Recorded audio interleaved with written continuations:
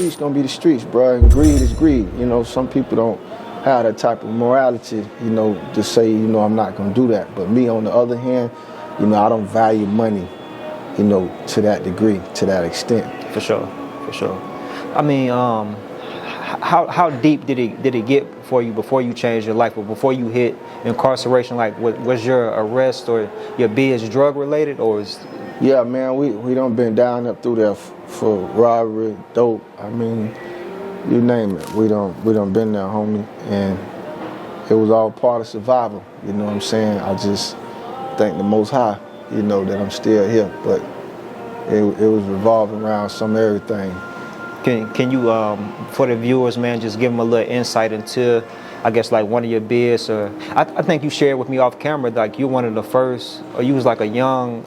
Yeah, most definitely. Yeah, I was arrested. I was arrested in middle school and sent off to maximum security prison, you know, as a child. And you know, back then, prison was in a different space that it's in now. You know what I'm saying? But yeah, I was sent. And to be honest with you, I was illegally sent to adult prison.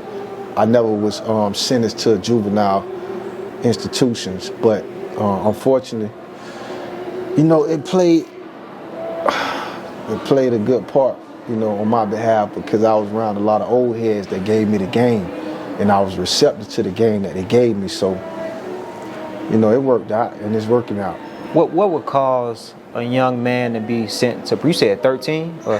13, 14, 15, yeah. Like so what was the circumstances behind you going to prison at that age? Surviving. That's what it all boiled down to. A broken home, not being in a structured household where structured family members, and, you know, being a victim of circumstances, being a victim of the environment. You know, that's what led to that situation. So, you know, I always try to now understand the process of why people that age go through those things, because I went through it. Mm-hmm. Oh yeah, no, that's real. I was saying like the particular the case though, or as much as you're comfortable with sharing.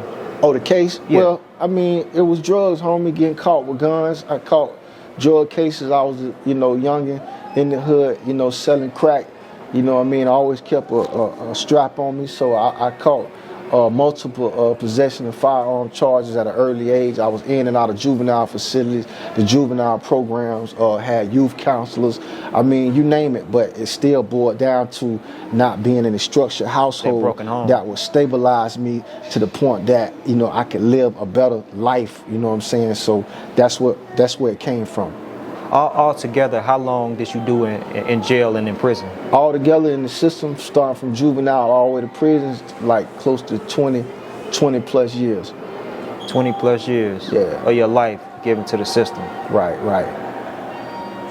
Like, what was the most humbling part of that whole experience for you? The most humbling part, man, is that I had to understand and tap into my humility as a human being, and understand that, you know, through any dark time, through any dark day, you got to believe and you got to have faith.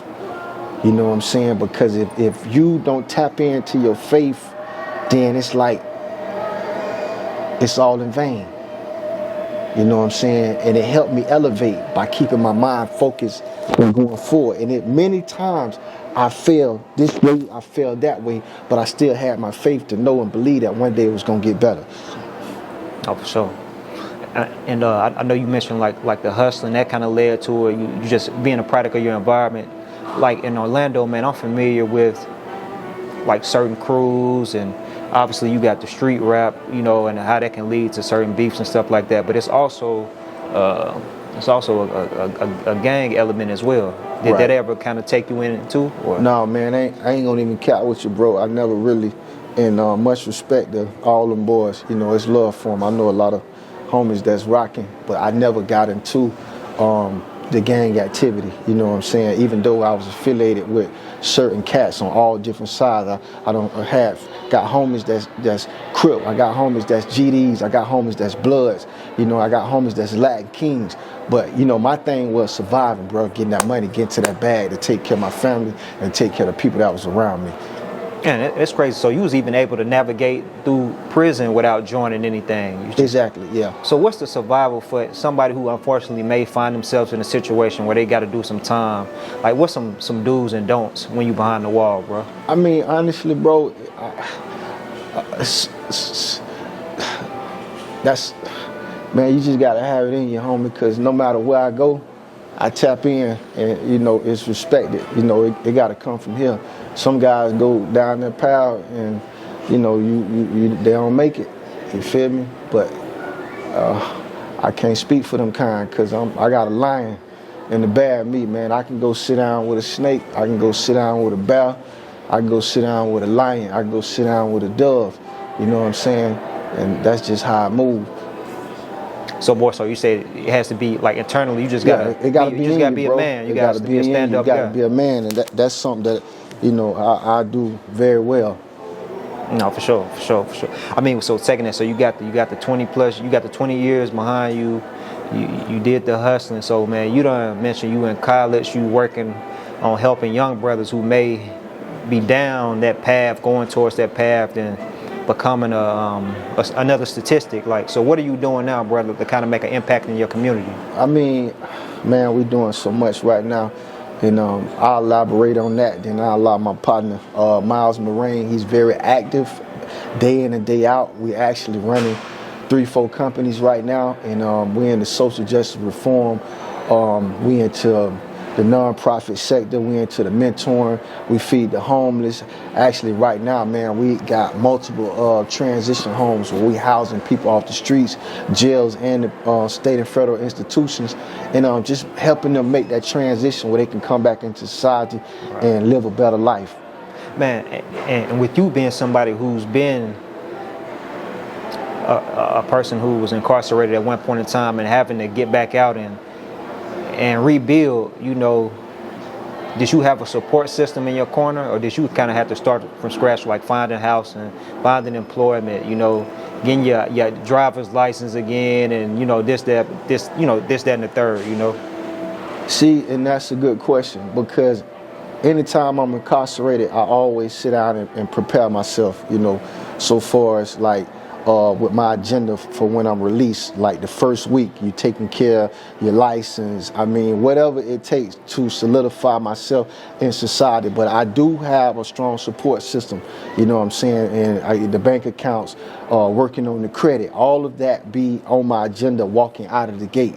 You know what I'm saying? But I have people that pour into me, be like, hey man, make sure you got this on your agenda. You're doing this, you're doing that. So that helps me to make that transition a lot more smoother. Even my little brother, Miles Moraine, who's gonna be speaking in a couple minutes, you know, he's very active with a lot of that. You know, he ain't never really been to prison, but he's a very clever young dude, you know, and we go back and forth, man, not just him, my family, my girl, you know, you name it. Mm-hmm. And you mentioned that, like the transitional housing, because that's important for somebody to have them resources, you know, when you kind of getting back out there and start from scratch, whether it's incarceration or homelessness, or you may be going through just some type of financial hardship, and you need that, you know, to kind of rely on. So that's a dope thing to know that you kind of got your hand in that for Orlando. Right. And it's an epidemic right now, man, with the housing crisis, you know, the increase in rent. It's crazy. And, you know, we even fight and advocate for affordable housing. My little brother, he's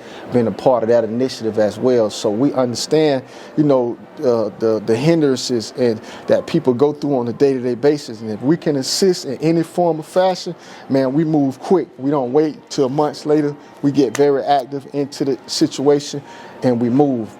Can you talk about the current climate when it comes to the underprivileged in Orlando, specifically like minorities, like just for example, like black males, young black males coming up, man, who may be in a similar environment as how you were when you came up, you know, where they surrounded by the poverty, they surrounded by the crimes, they see the gangs, they may not have an interest in becoming a doctor versus, oh man, I see the hustler who got, you know, the nice whip and the bankroll and this, that, and the third. They enticed by that lifestyle. Like, what are y'all doing to kind of step into those types of youngsters' lives to kind of guide them straight? And that's something that I really have, you know, a strong compassion for, like, because I've been through it and I know the detrimentals behind it, getting caught up, you know. especially now in the times we living in now, you can catch the wrong case and you never see daylight again. So we got this this motto, you know, of helping people connect the dots. You know what I'm saying? Regardless if it's employment, car, automobiles, health insurance, life insurance, we connect the dots. Like, hey, bro, this is what you need, you know, to get on point. So you'll be effective as a father, as a brother, as a man of the community. You know what I'm saying? So we push these things in these brothers' space so they can have, you know, access to them. And if we don't have the expertise in a specific area, we got partners that we call in and be like, hey man, such and such, he needs this, can you assist him? And 9 times out of 10, a lot of our partners that we partner with, they be like, oh yeah man, I'll help him out, you know, send him to my office or I'll meet up with him. So, you know, that's how we kicking game on that tip. Man, so for somebody, some young brother or even somebody, you know, a grown man that needs some type of help and they would like to tap in and see like the type of resources y'all have available that they can possibly utilize, like how would they go about connecting with y'all, bro? Well, you know, it's a lot of folks, man, that, you know, they own us now, but, you know, our page and our website, Let Your Voice Be Heard, you know, the BGU Brothers Get Up page, website is coming real soon. It's up under construction right now, but we all over social media, Let Your Voice Be Heard. You know, tap in, reach out to us, man. I don't care what part of the world you in, what community you in, man, tap into us, reach out to us. I'm King X Supreme on Facebook. You know, I'm down for any of my brothers. I don't care if you're in Africa, if you're in Spain. Man, we got to change a lot of things that's going on within our community, and that's where we stand.